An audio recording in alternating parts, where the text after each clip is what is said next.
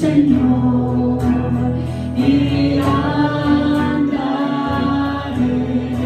en tu luz. Dame un corazón entregado a ti para honrarte, oh Dios. Purifícame, límpiame, Señor, y líbrame de lo que impida el fluir. Purifícame, límpiame, Señor, y líbrame de lo que impida el fluir de tu amor.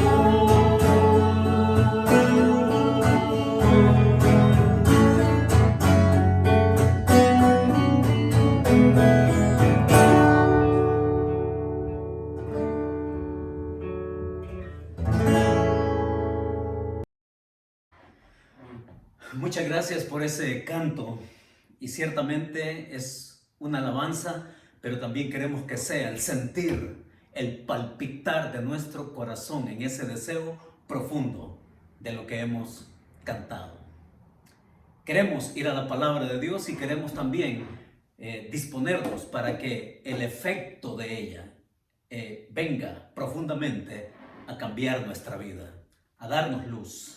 Y para ello, como lo hacemos en cada ocasión, queremos orar y dedicarnos al Señor para que Él nos bendiga. Así que haga conmigo, por favor, esta oración y le decimos: Señor, en este momento dispongo mi corazón y mi voluntad para ser oidor y cumplidor de tu palabra en obediencia.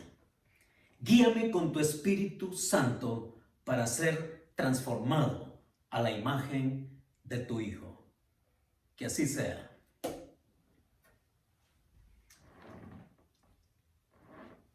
Hay catadores de vinos, como hay también catadores de cerveza.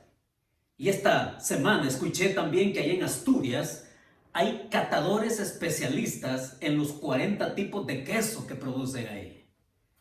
Pero de quien quiero hablar, Ed Faubert, es un catador de café. Le apodan el Java Man. Y él es uno de los 48 catadores de café certificados acá en Estados Unidos. De los 48 únicos que existen acá en el país.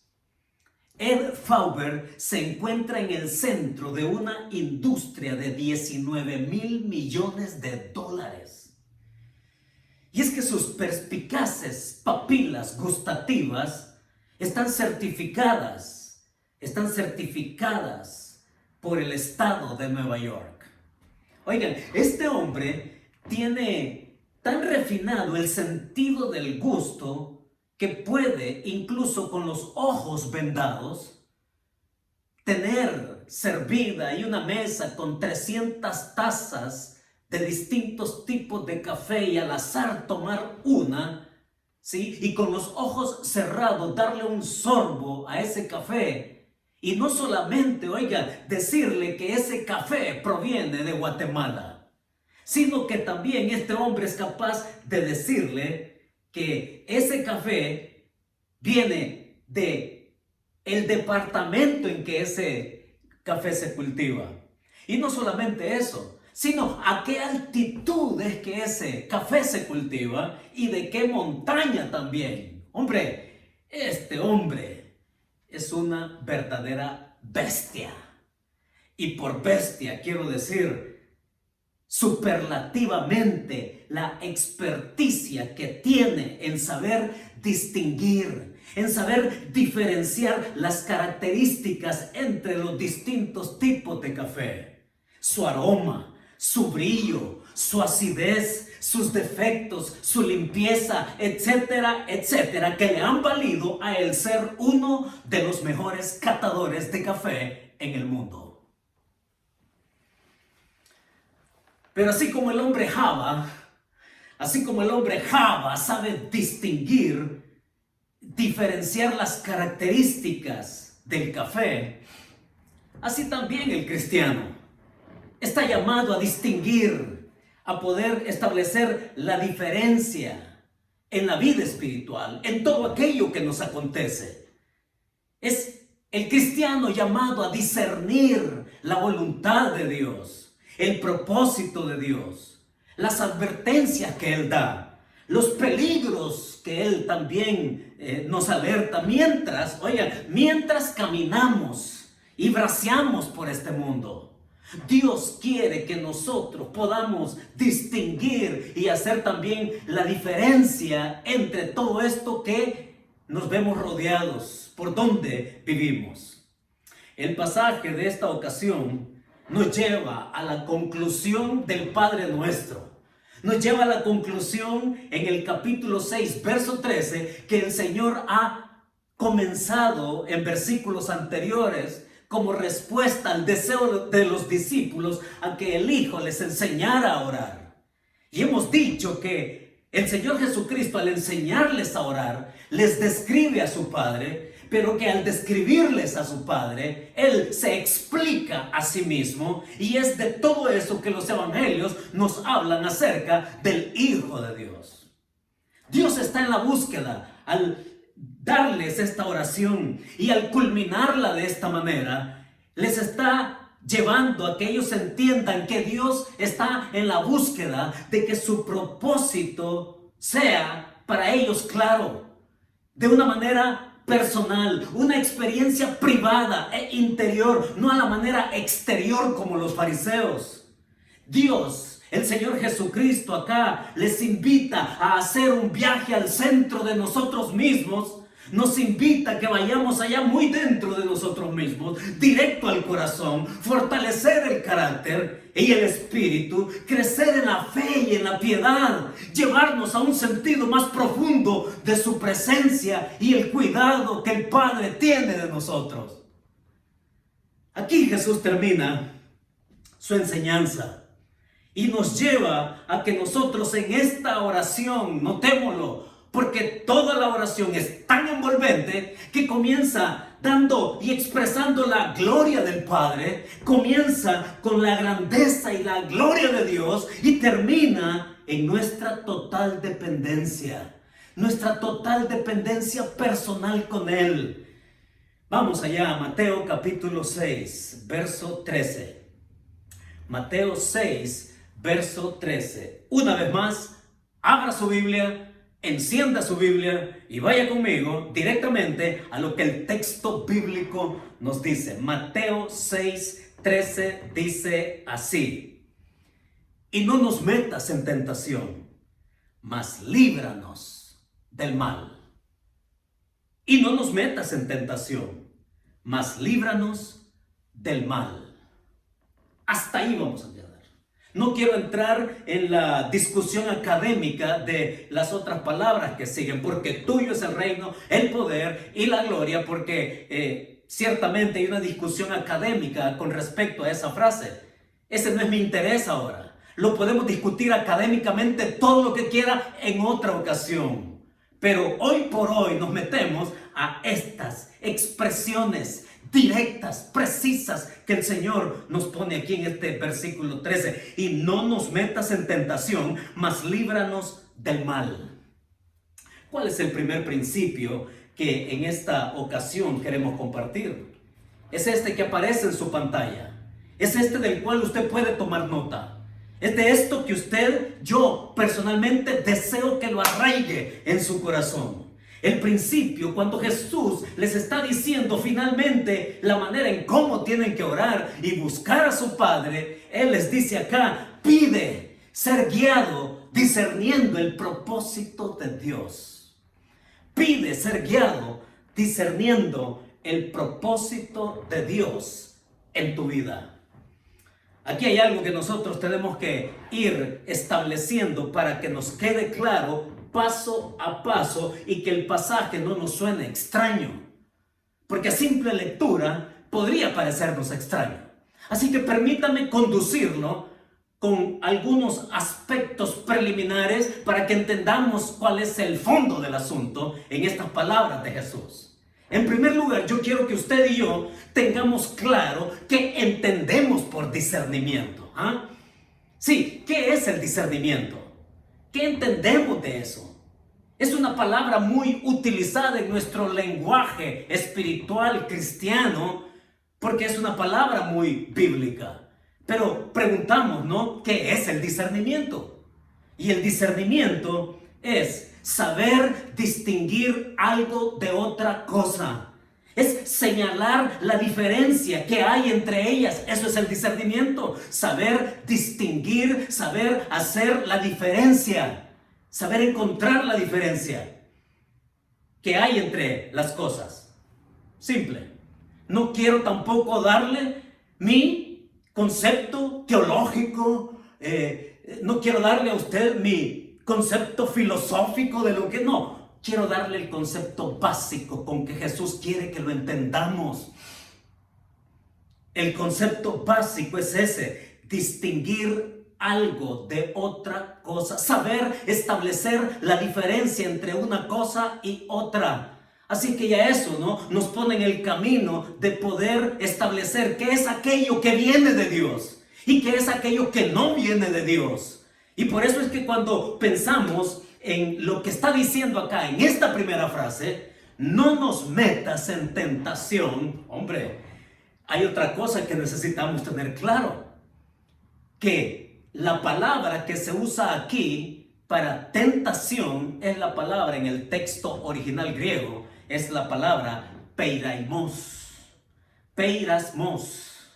Esta palabra peirasmos es la misma que se traduce al castellano para tentación como también para prueba.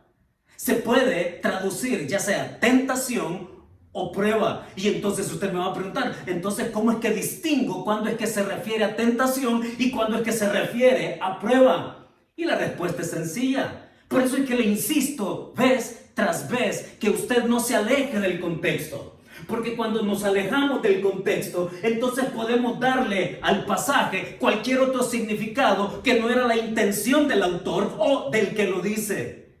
En este caso, ¿cómo es que entendemos a cuál de las dos Jesucristo se está refiriendo acá? Si se refiere a tentación o si se refiere a prueba, en vista que la misma palabra en el texto griego se usa para ambos significados. Y sin lugar a dudas, entonces, la manera en que Jesús está usando esta palabra peirasmos aquí es y tiene que ver con la tentación. El contexto nos lo dice. La tentación. Entonces, teniendo eso claro, hombre, tenemos también que aclarar otra cosa. Porque la tentación, ¿sí?, es algo que Jesús aquí, a simple lectura, uno pudiera entender que es Dios el que nos mete a la tentación. Y entonces ahí es un punto delicado que yo le invito a que usted tenga cuidado. Y tenemos que verlo a la luz de otros pasajes que también nos dan claridad en el asunto. Y para esto entonces, para explicarlo, entonces tenemos que acudir a lo que dice Santiago capítulo 1, verso 13. Santiago capítulo 1 verso 13 dice así: cuando alguno es tentado, no diga que es tentado de parte de Dios, porque Dios no puede ser tentado por el mal, ni Él tienta a nadie. Entonces usted va a decirse, ¿no? Entonces, ¿acaso estamos frente a una contradicción? No. Estamos en una concordancia porque ya vamos a ver qué quiere decir Jesús cuando Él aquí habla a sus discípulos pidiendo que oren, no nos metas en tentación. Está claro por Santiago una cosa doctrinal, una cosa teológica si quiere, pero una cosa bíblica al fin y al cabo es que Dios no puede ser tentado por el mal. ¿Por qué? Porque la tentación, óigalo, la tentación es la provocación a sacar algo malo de alguien. Y cuando hablamos de que ese es el propósito de la tentación, está claro por qué a Dios no se le puede sacar algo malo. No, porque en su naturaleza Dios es bueno. En su naturaleza, por tal razón, Él no puede ser tocado por el mal. Y por consiguiente y consecuentemente, Él no puede tentar a nadie. Porque el significado así esencial de la tentación es que esta provoca que alguien saque lo malo que tiene. Y por eso es que Dios, en su propósito de buscar siempre lo bueno para sus hijos, que nosotros saquemos lo bueno para Él, jamás Él va a tocar a alguien. No va a tentar a alguien para sacar algo malo de su interior. ¿Está claro? Entonces, con estas aclaraciones es que nosotros podemos ahora meternos a este pasaje.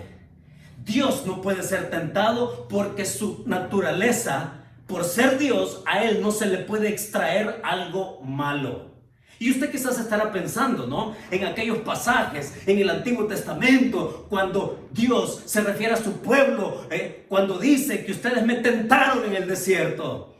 ¿Quiere decir que se le sacó algo malo a Dios? No. Cuando Dios expresa aquello en ese pasaje y en otros, en el Antiguo Testamento, tiene que ver con que Dios saca algo bueno de su carácter. Él saca su justicia que es santa, su enojo en justicia que es santa, y hablar de la justicia de Dios, aun cuando parezca malo en la opinión de muchos, la justicia de Dios es algo bueno. Eso es tema para otra ocasión. Pero acá, entonces, vemos en el pasaje con que Jesús termina la oración y le dice a sus discípulos de cómo tienen que orar. También nos deja claro otra cosa, que la tentación, entonces, el autor de la tentación se llama Satanás. Él es el tentador. Y su propósito, óigalo, su propósito es lo opuesto del propósito de Dios, que quiere sacar lo mejor de nosotros.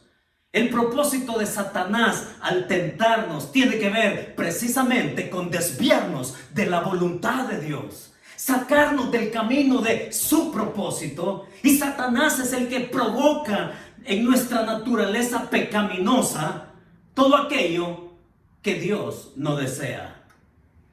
Es esa naturaleza pecaminosa que todos llevamos las 24 horas del día. Y que aun cuando hemos creído y le hemos entregado a Cristo nuestro corazón, ahí la llevamos siempre. Pero ahora el creer en Él no significa que esa naturaleza haya quedado anulada. Pero sí es una naturaleza que está supeditada a la gracia con que podemos vivir en dependencia constante en el Señor. Por eso es que en esta ocasión podemos hasta recordar, ¿no? Porque todas las epístolas escritas en el Nuevo Testamento tienen que ver para que nosotros sepamos caminar con Cristo, desarrollarnos en Él, crecer en Él, madurar en Él y distinguir esas diferencias y poder establecer también, mis hermanos, el vínculo de hijo con padre, caminando juntos adelante. Lo que sí dice la Biblia, que Dios es el que nos prueba. Dios sí nos prueba. Y el propósito de la prueba, cuando Dios lo hace, es para buscar formarnos, es para conformarnos y transformarnos a la imagen de su Hijo. Y también las epístolas dan testimonio de todo eso. Entonces, ¿qué quiere decir Jesús cuando les dice a sus discípulos oren pidiendo ser guiados, discerniendo el propósito de Dios en tu vida, cuando Él dice no nos metas en tentación? Y es algo que nosotros tenemos que meter muy bien en nuestra vida, porque no nos metas en tentación. Jesús está usando una figura literaria. Sí, es una figura de dicción. Es una expresión idiomática que la conocemos como el litote. Usted busque lo que significa litote. Litote es una atenuación. Y litote es una figura idiomática que es la expresión en la que el que habla, sin decir todo lo que quiere expresar, hace entender su intención y se realiza generalmente negando lo contrario de lo que se desea afirmar. Yo no sé si le quedó claro. Qué bueno que usted lo puede retroceder ahí y volverlo a escuchar. Pero déjeme darle algunos ejemplos para que usted y yo comprendamos qué es el litote, esta figura literaria, esta figura de dicción, esta imagen idiomática que Jesús está usando acá. Es una expresión como estas otras que yo le quiero citar. Por ejemplo, usted ha escuchado decir en alguna ocasión: no me parece mala tu idea. ¿Qué está diciendo con eso? Que tu idea es buena, ¿no es cierto? Quizás usted ha escuchado decir: no es muy inteligente por tu parte. ¿Qué está diciendo con eso? Está diciendo que es poco inteligente. Quizás ha oído decir: te parece fácil, pero no es un problema tan sencillo. ¿Qué quiere decir con eso? Que el asunto es complicado. Quizás ha oído decir esto otro: te puedo asegurar que Pedro no es nada tonto.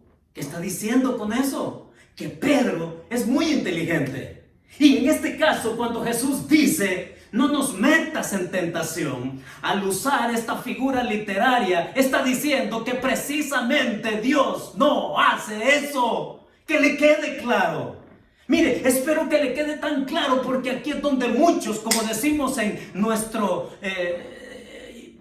conversación, ¿no?, de a diario, aquí es donde muchos patinamos, aquí es donde muchos nos confundimos, y aquí es donde nos volvemos así ambiguos y no sabemos distinguir lo uno o lo otro.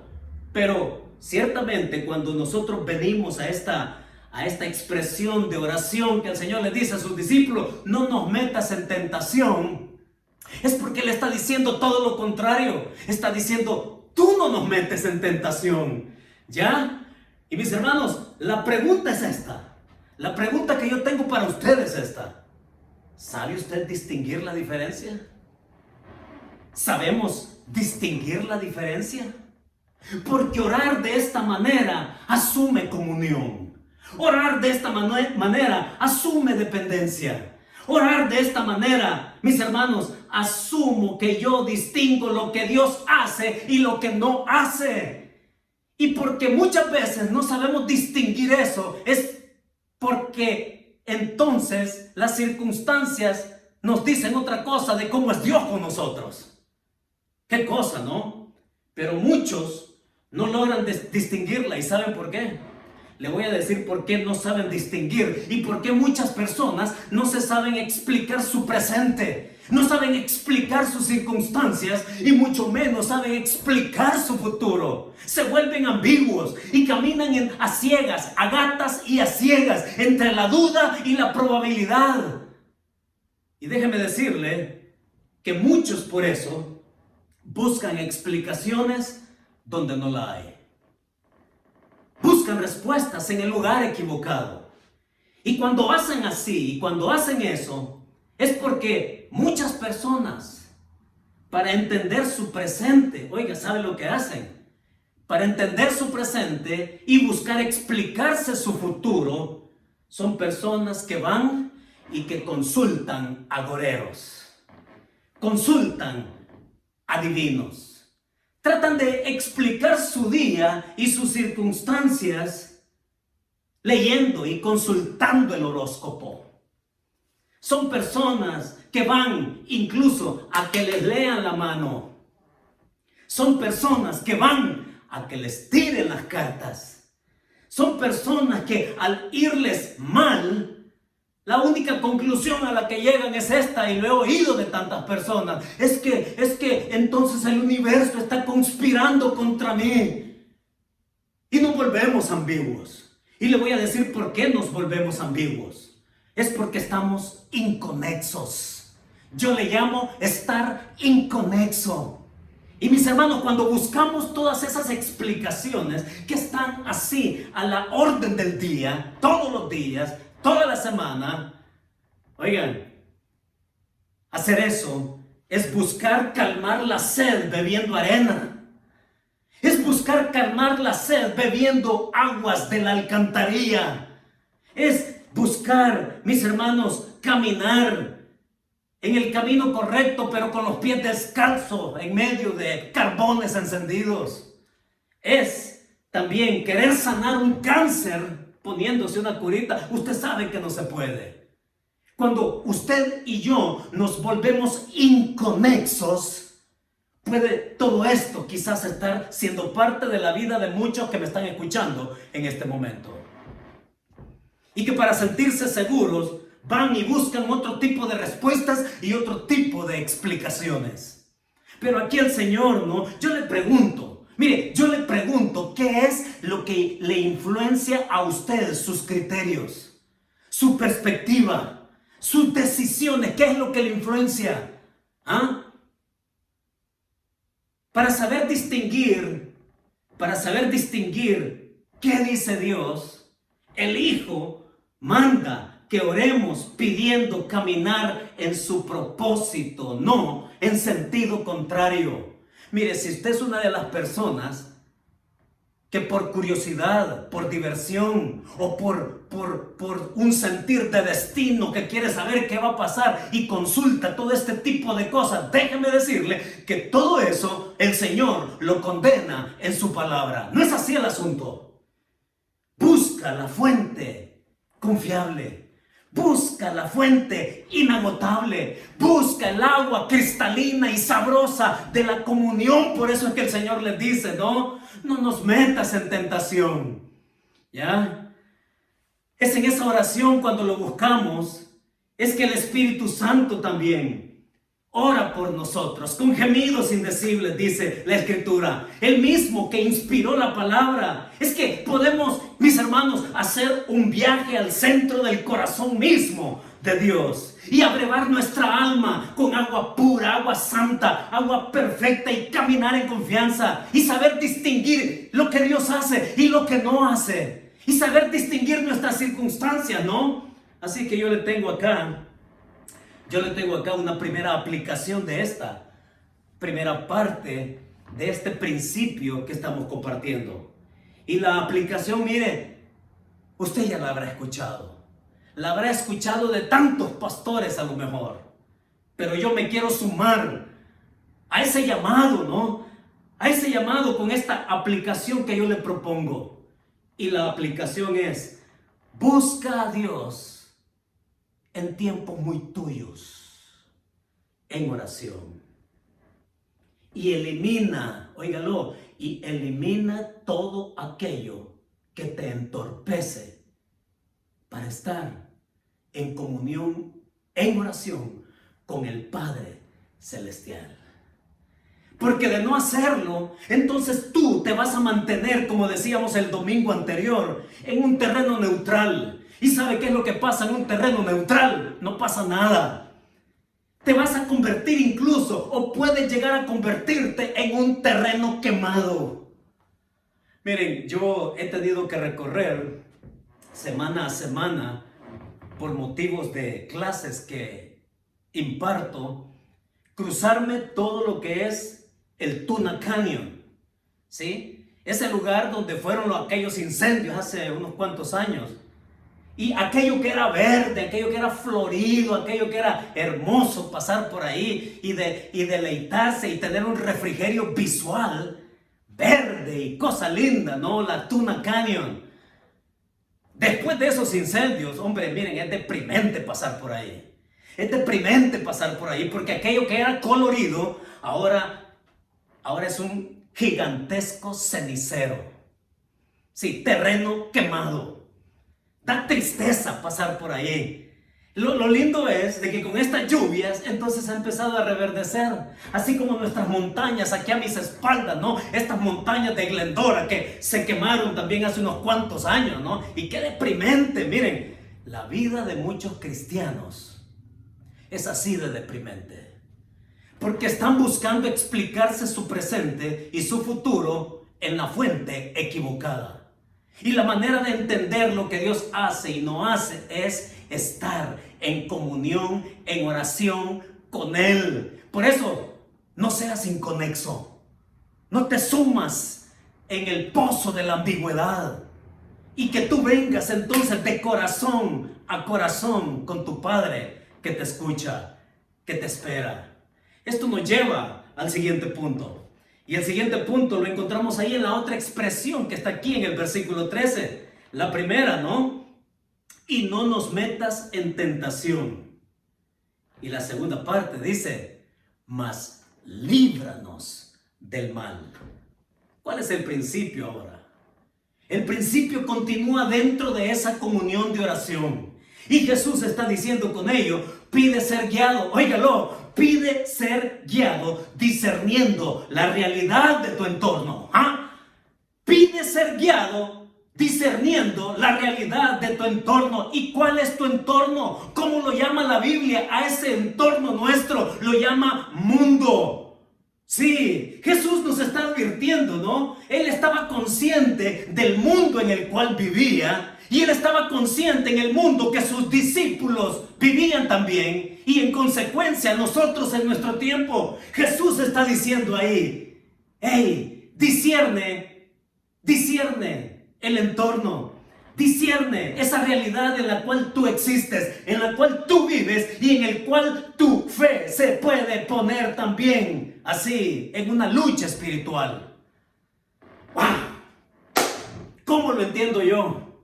Jesús quiere que nosotros entendamos, mis hermanos, que estamos caminando en territorio comanche. Sí, Jesús nos advierte que este territorio es un territorio peligroso. Es un territorio malvado.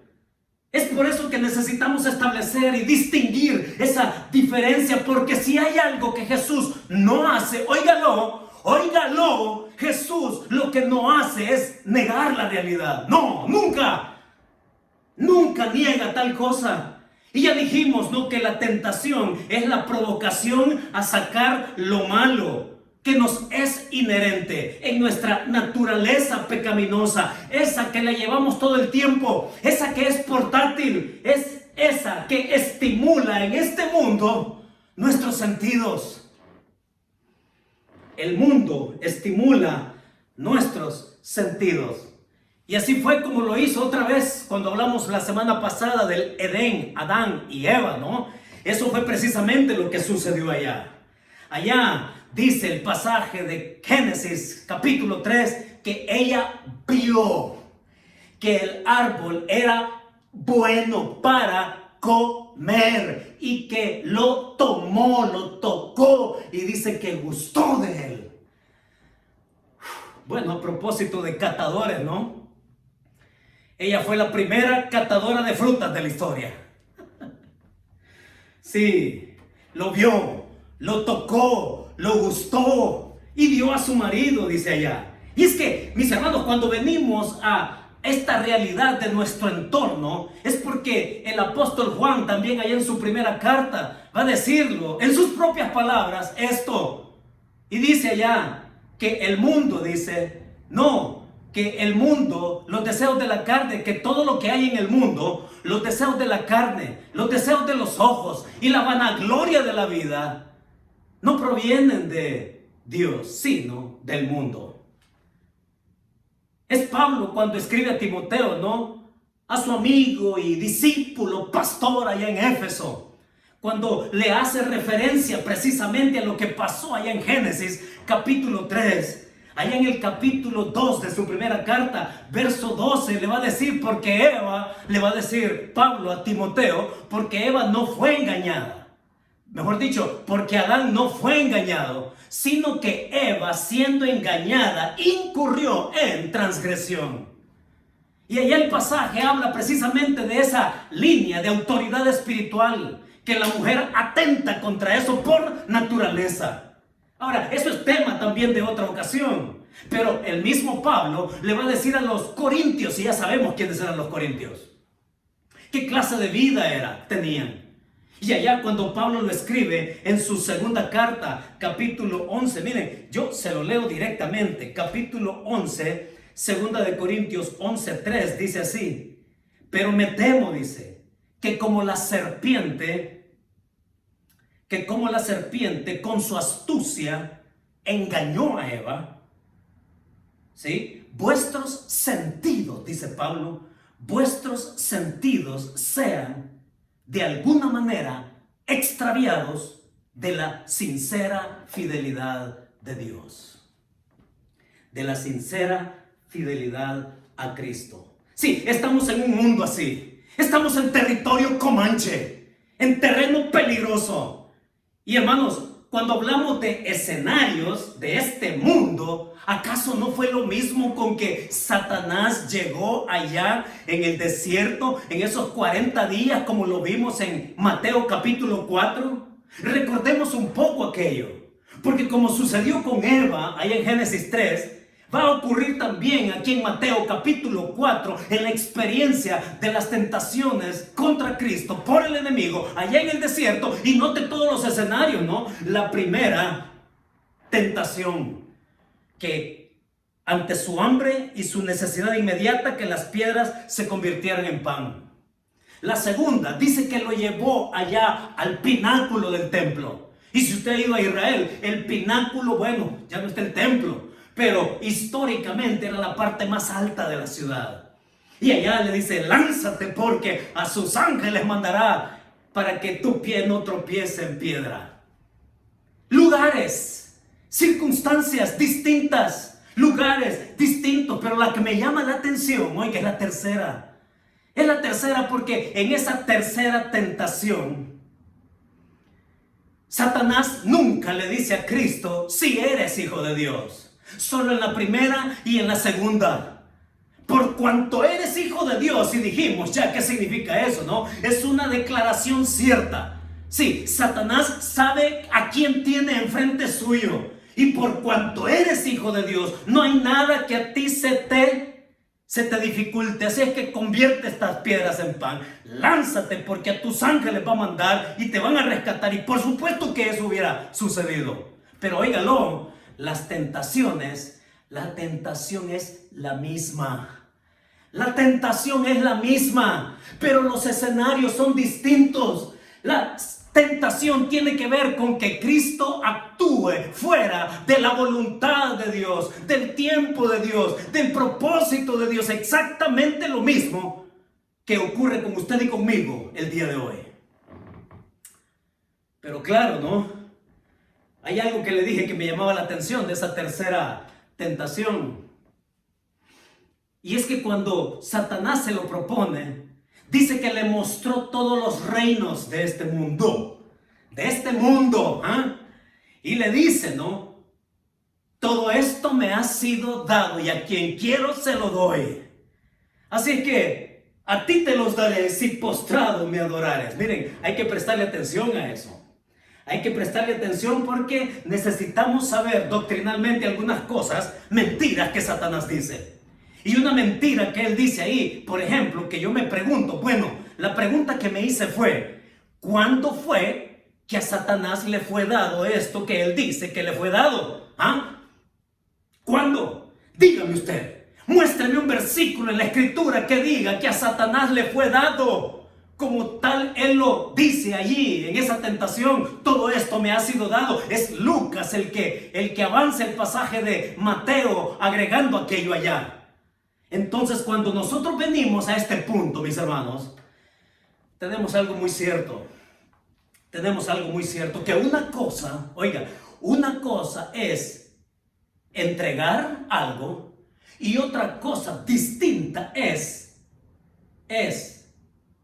tomarlo por la fuerza.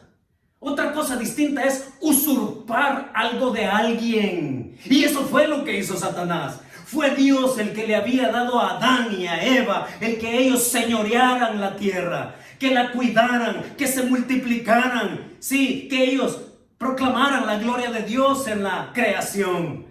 Esa responsabilidad le fue dada a Adán y a Eva, pero Satanás, a través del engaño, usurpa aquello que les había sido concedido. Y entonces, a partir de ahí, es que Satanás viene a ser el príncipe de este mundo, el que ha llenado de maldad todo esto, el que pone al hombre contra el hombre. Mis hermanos, cuando nosotros venimos acá entonces A veces pensamos, ¿no?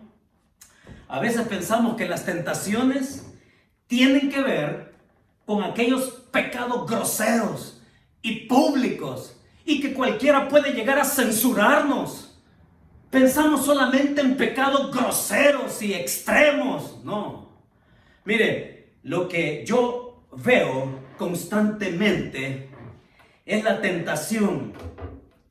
Es la tentación cuando se le dice sí.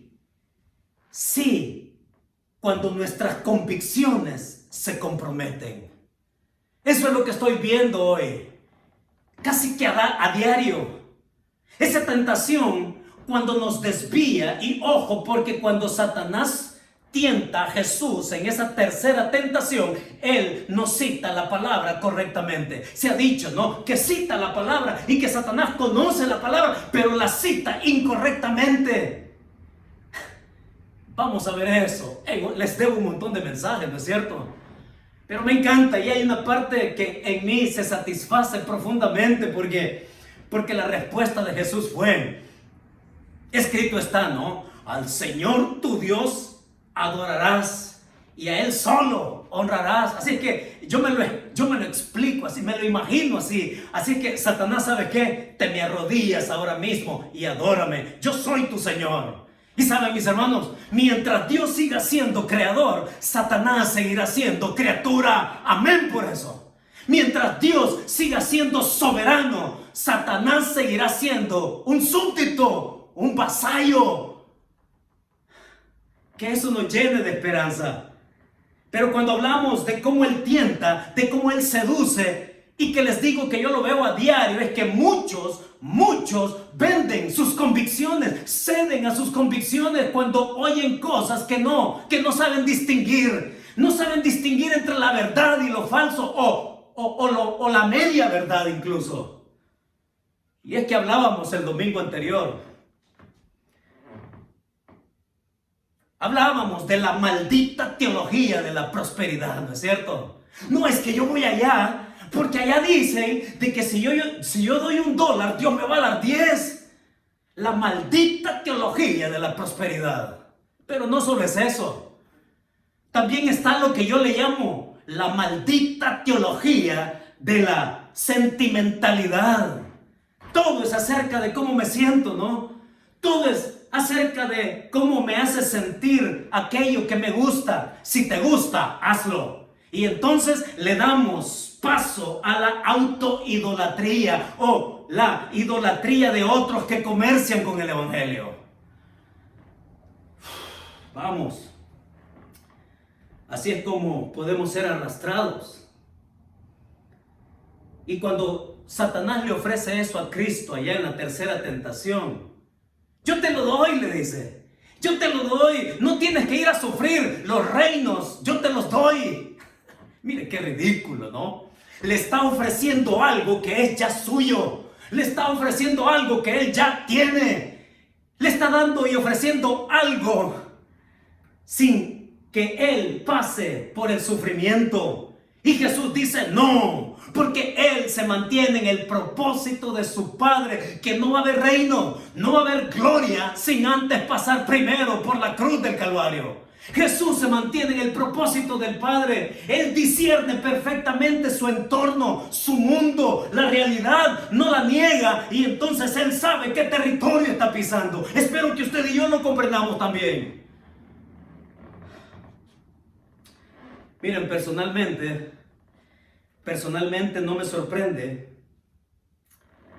No me sorprende. Sinceramente le digo, no me sorprende que surjan tantos por ahí diciendo que son la reencarnación de Cristo, que son los enviados del Espíritu Santo, que son el Mesías, o que es el nuevo profeta que apareció por ahí, o que es el nuevo apóstol que anda por ahí. Oigan, eso no es lo que me sorprende. No es eso lo que me sorprende. Lo que sí verdaderamente me sorprende es gente que va a la iglesia todos los domingos y que lo que escucha allí, óigalo, es pura psicología. No saben distinguir eso. Lo que escuchan ahí es puro psicoterapia. Lo que escuchan por ahí, oigan, es aquello que gusta. Entonces yo voy allá porque allá rifan carros. Yo voy allá porque si yo doy tanto de dinero, ahí me dan el doble. Oigan, mis hermanos, qué tremendo, ¿no? ¿A qué hemos llegado? Y usted que me oye, oiga, si usted que me oye, yo no le estoy diciendo que venga a nuestra iglesia. No, porque si usted no viene comprometido con Cristo a esta iglesia, mejor no venga. Pero lo que sí les sabré decir es que si usted va a una iglesia donde lo que oye es psicología, cámbiese de iglesia. Si lo que oye es psicoterapia, cámbiese de iglesia. Y vaya y busque una iglesia donde se predique el evangelio, donde usted escuche el verdadero evangelio que tiene que ver con realidades, con sufrimiento. Y oigan, mis hermanos, este es un asunto tremendo. Porque cuando nosotros venimos a entender esta realidad, podemos entender el corazón de Cristo cuando Él oró en el capítulo 17 de Juan, ¿no? Con ese corazón pastoral, paternal, sacerdotal ante su Padre. Y le dice: Señor, no te ruego que los quites de este mundo, sino que los guardes del mal. Jesús sabía el terreno que ellos iban a pisar, porque es el mismo que Él recorrió. Y entonces nosotros ahora no podemos ser la excepción. El problema es que no nos gusta decir que Cristo espera compromiso, que espera que nosotros vengamos y con corazón sincero nos acerquemos a Él y que su gloria se manifieste en nosotros. Ya eso no nos gusta, eso no es popular. Eso no hace popular a nadie. Y alguien me preguntó, ¿sabe? Alguien me preguntó acerca de un fulano aquí en el sur de California, allá por Anaheim. Por ahí alguien me preguntó. Y yo no estoy para juzgar a nadie. ¿Sabe cuál fue mi respuesta?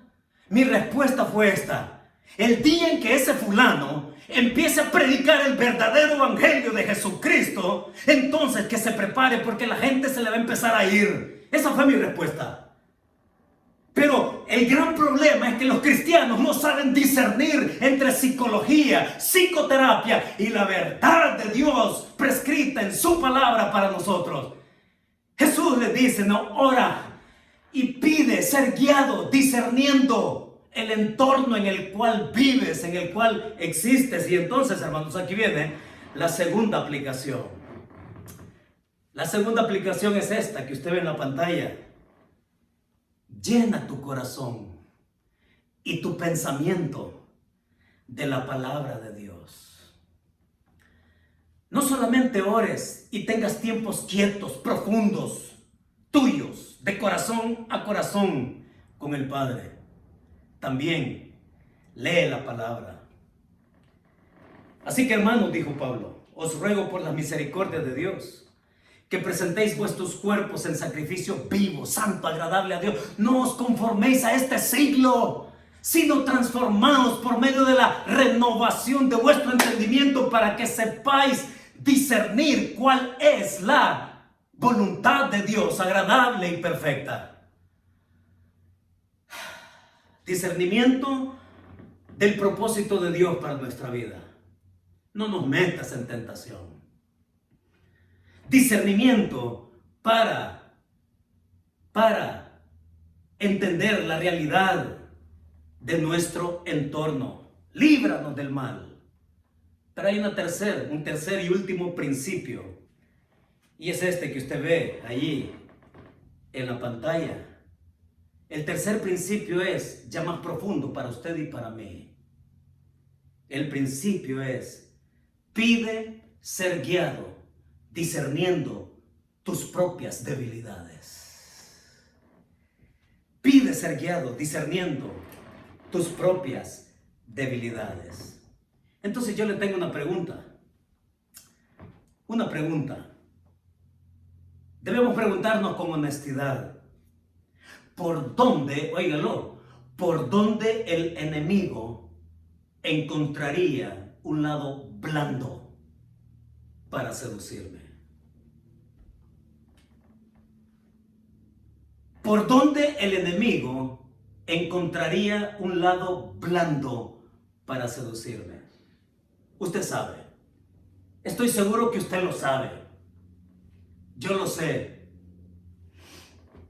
Y lo que yo observo de esta petición, mas líbranos del mal, mis hermanos, es que en nada, óigalo, en nada esta petición sugiere que Dios nos haga inmune al dolor, que Dios nos haga inmune al peligro, que nos haga inmune a la lucha espiritual. No, no significa eso.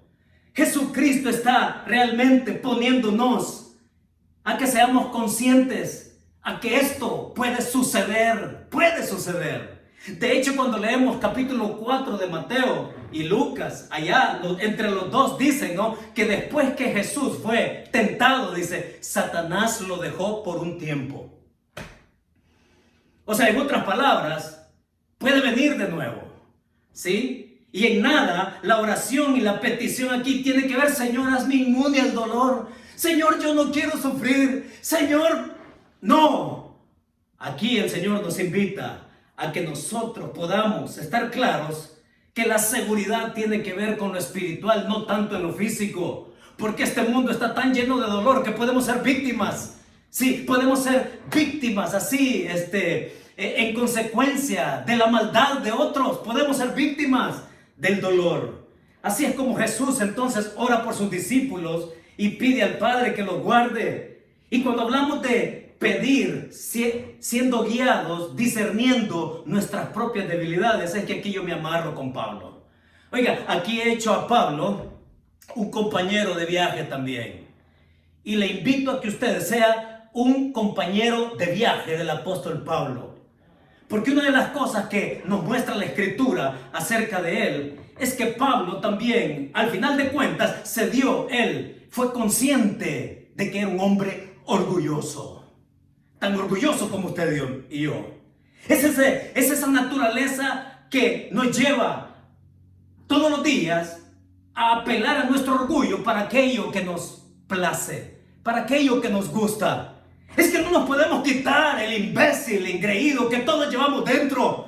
Cuando Pablo es consciente de su orgullo, dice él allá que por eso Dios permitió de que un mensajero de Satanás lo atormentara, pero que en esa condición de debilidad, reconociendo su orgullo, él pudo tomarse de aquellas palabras que dice allá, Dios le dijo, bástate mi gracia, porque mi poder se perfecciona en la debilidad.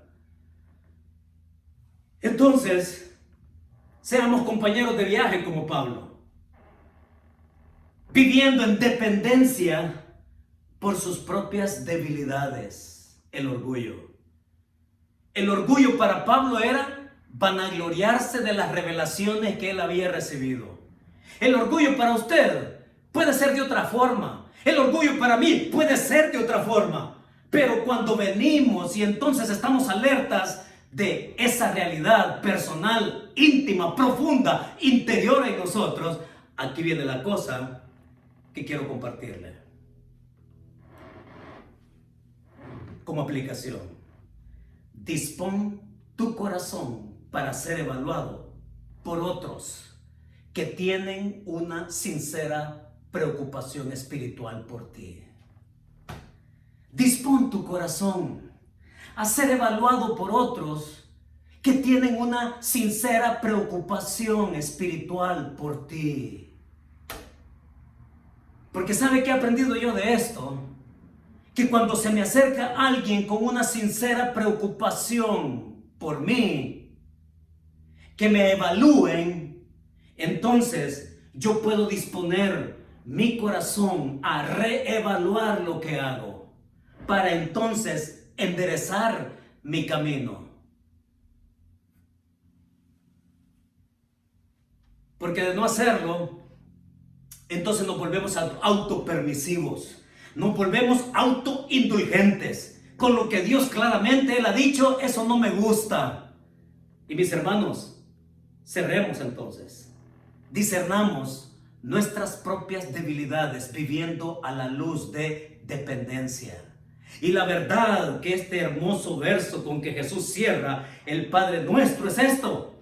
La oración nos asegura caminar en dependencia victoriosa. Con eso cierra el Señor Jesucristo. La oración nos asegura caminar en dependencia victoriosa. ¿Acaso no lo ha dicho así el apóstol Pablo, que en Cristo somos más que vencedores, que en Cristo podemos ir de triunfo en triunfo y que podemos hacer nuestras las palabras aquellas, ¿no? ¿Quién es el que condenará? Dice allá Pablo en Romanos. Cristo el Señor, más aún el que resucitó, dice, el que se levantó de los muertos, el que está sentado a la diestra. Por lo cual, dice Pablo, ni la vida ni la muerte, ni ángeles, ni potestades, ni lo presente, ni lo porvenir, ni lo alto, ni lo profundo, ni ninguna otra cosa creada nos podrá separar del amor de Dios que es en Cristo Jesús, Señor nuestro.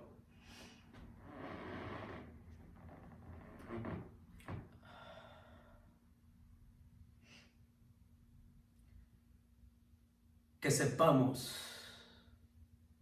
hacer nuestra esa victoria que Él conquistó. Esa victoria gloriosa a la diestra de su Padre. Y esa victoria gloriosa a la cual Él nos ha invitado. Discerniendo. Oremos, siendo guiados, discerniendo el propósito de Dios en nuestra vida. Discerniendo, siendo guiados, discerniendo la realidad de nuestro entorno. Y discerniendo también nuestras propias debilidades, para que la oración, esta que el Señor enseña y que nos da, nos asegure caminar en dependencia victoriosa. Oramos. Señor, muchas gracias. Te suplicamos que esta palabra sea vida para todos nosotros. Que cada uno, Señor, tu Espíritu Santo nos muestre dónde es que tú quieres fortalecer esas partes blandas de nuestro carácter para fortalecerlas en comunión contigo, creciendo juntos, tú y nosotros, Señor, para tu gloria. Gracias por esta palabra hermosa que nos has dado. Y permítenos someternos a ella. En Cristo Jesús lo oramos. Amén. Amén. Que Dios nos bendiga.